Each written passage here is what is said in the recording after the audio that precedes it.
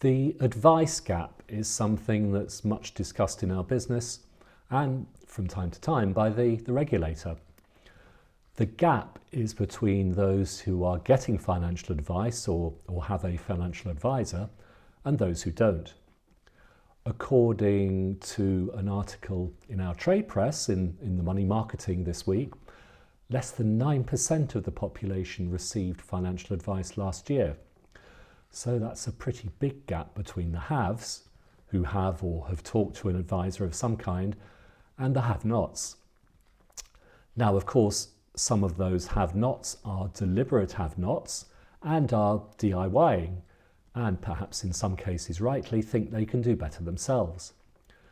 The vast majority, though, can't afford it or think they can't afford it, or don't think they need it. And here's the thing.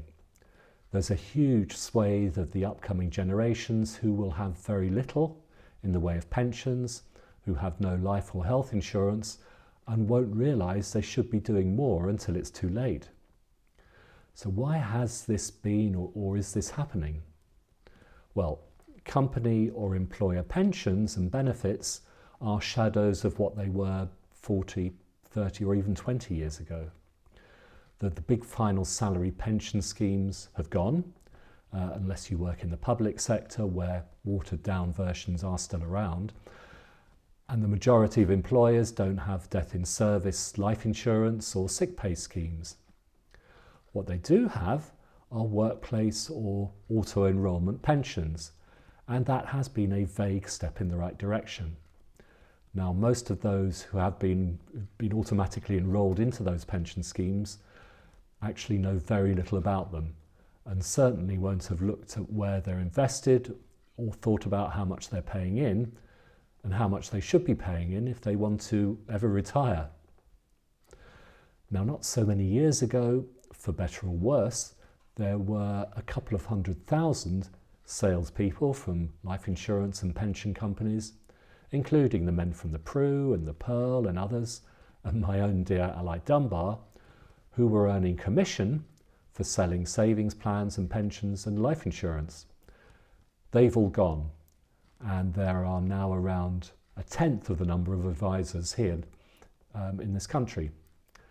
And it's good news, I guess, that we're all properly regulated and qualified, but unfortunately that makes us unaffordable to all but that 9 or 10% of the population actually getting advice nowadays. However, there are some companies, new startups, grasping the nettle of this problem with innovative new solutions using, yes, tech and AI, as well as real people. And I heard from a couple of those at a conference this week, Andy Wellfall's Lifetime, Helena Wardle's Money Means, and from another local company, Blackfinch, whom we already deal with, whose new venture is called Thrive.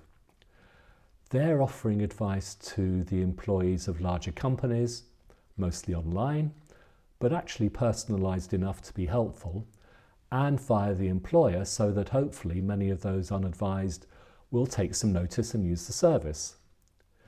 They need to be able to talk to lots of people in lots of companies, of course, to make it pay, and to persuade employers that it might be in their interest to help their workers. But it's a step in the right direction. And the fact that they're talking to the likes of us about what they're doing shows, I think, that they're serious about it. So I, and many others, will be watching that space.